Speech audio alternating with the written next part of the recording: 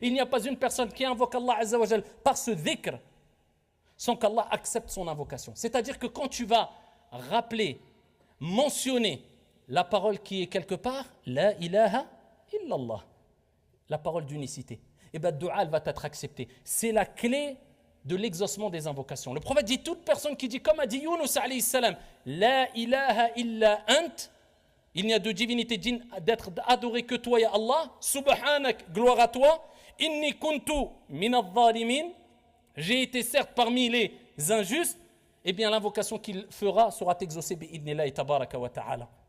Et at-tawhid ayyuha al-akhyar, ce n'est pas, comme j'ai dit précédemment, simplement une parole qu'on prononce vainement, mais on doit vivre avec. C'est-à-dire que quand je prie que pour Allah.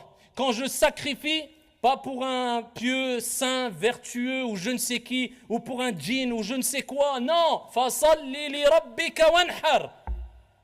Que pour Allah tabaraka wa ta'ala. Lillahi wahdahu subhanahu wa ta'ala. C'est pour cela qu'Allah nous a créés. Quand j'invoque, wa idha sa'alta fas'ali, fas'alillah. Je ne demande pas à quelqu'un qui est enterré, ya moulay fulan, is'alillah an yamunna alayya bi kada wa kada. Subhanallah. Wa idha sa'alaka ibadi anni fa inni qarib. Ujibu da'wat ad-da'i idha da'an. Et lorsque mon serviteur t'interroge sur moi, je suis proche. Allah, il te dit, invoque-moi, moi, je t'ai créé pour. Et c'est ça le tawhid. C'est pas simplement, je n'adore pas des statues. Non, quand je demande, je ne demande qu'à Allah. Quand je prie que pour Allah. Quand je sacrifie que pour Allah Azza wa Jal. Quand j'invoque que mon Seigneur Tabaraka wa Ta'ala. Quand je place ma confiance, eh bien je ne la place qu'en Dieu, qu'en mon Seigneur Tabaraka wa Ta'ala. Quand je ne demande qu'à Allah. Bien sûr, on peut demander à des humains de l'aide, etc. Mais tu ne peux pas demander à des humains une chose qui, seul Allah peut te l'accorder. Par exemple, tu es au milieu de la mer, tu es dans un bateau échoué, personne ne peut t'aider, tu vas dire « Oh, Sidi Foulen » ou tu vas appeler ta maman ou ton papa ou je ne sais qui. Là, c'est du shirk. Tu as mis au même degré la personne que tu invoques et Allah Azza wa Jalla en considérant qu'elle peut t'apporter secours comme Allah peut t'accorder secours. Et ça, c'est le grand shirk. Shirkul akbar, qui fait sortir de l'islam. Donc quand tu demandes qu'à Allah Azza wa Jalla. Et combien de gens qui se disent musulmans sans le savoir quelquefois sortent de l'islam parce qu'ils ont commis un acte clair, sans ambiguïté, qui les font sortir de l'islam car ils se sont opposés complètement au tawhid. Alors attention, on n'a pas à agir comme certains égarés qui ne connaissent même pas ahkam ou l'istijmar ou l'istinja et qui ne savent même pas ils ne connaissent même pas 20 hizb du Coran et qui ne connaissent même pas 500 ou 1000 hadiths par cœur et qui viennent et qui jouent les grands mouftis parce qu'ils ont regardé 2-3 vidéos sur internet, ils se sont fait avoir par shaitan et ils commencent à faire le takfir sur tout le monde. Kafir, mushrik, murtad, et allez, on envoie, allez. Comme si quand il va être dans sa tombe, al-miskin, regardez shaitan comment il a bien réussi son travail avec beaucoup. Comme si Allah nous avait dit dans la tombe, eh bien comme Munkar et Nakir vont venir, ils vont te dire, que disais-tu de un tel? Est-ce qu'il était sorti de l'islam ou pas? Que disais-tu de tel hakim? Est-ce qu'il était sorti de l'islam ou pas? Que disais-tu de... Man rabbuk? Ma dinuk? Allah, il a rien dit le prophète, il n'a rien dit d'autre.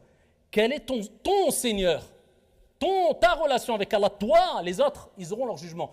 Quelle est ta religion? Que dis-tu de Muhammad alayhi salatu wa salam? Toi, Allah a dit qu anfusakum wa ahlikum naran. Préservez vos personnes et vos familles du feu. Avant de t'occuper des autres et jouer au grand moufti pour sortir les gens de l'islam, attention et 1000 fois attention. Le prophète fi sahih, il nous dit alayhi salatu wa salam, celui qui dit à son frère anta kafir, tu es mécréant, tu es sorti de l'islam, un des deux le devient. Soit tu avais bon, mais tu prends des risques. Qui t'a donné cette responsabilité de prendre des risques? Et tu es intelligent, pourquoi je vais prendre des risques? J'ai quoi à gagner? Eh bien le prophète il dit, si lui il ne méritait pas, toi c'est toi qui le mérites, c'est toi qui deviens mécréant. Parce que tu as rendu quelqu'un qui n'était pas mécréant. Tu as jugé quelque part. Tu as fait sortir une personne de l'islam qui tu n'avais pas les outils pour, et Dieu ne t'a pas donné cette responsabilité. Dans un autre hadith fi sahih, le prophète alayhi salatu wa salam a dit, celui qui dit à son frère anta kafir, alors que ce n'était pas le cas, c'est comme s'il l'avait tué. C'est comme s'il l'avait tué. Et ô combien sont les gens, et d'ailleurs à l'époque du prophète alayhi salatu wa salam, Dhul Khuwaysara, le premier Khariji, qui a pris le prophète alayhi salatu wassalam, au nom de la piété, au nom de la justice, à l'époque du prophète. Il dit à la meilleure des créatures, Ya Muhammad ittaqillah, crains Allah, il soit juste dans le partage du butin. Il dit ça au prophète alayhi salatu wassalam. Omar se lève, dit laisse-le, de lui sortira, de ses reins sortiront une génération des gens, il a décrit le khawarij. Ils liront le Coran, mais le Coran ne dépassera pas leur gorge. Ça ne parviendra pas au cœur, ça ne sera pas une bonne application. Ils adoreront Allah plus que vous, ils seront plus dans l'adoration, mais ils seront complètement égarés. Et oh, combien de jeunes aujourd'hui prennent le risque à toi, toute parole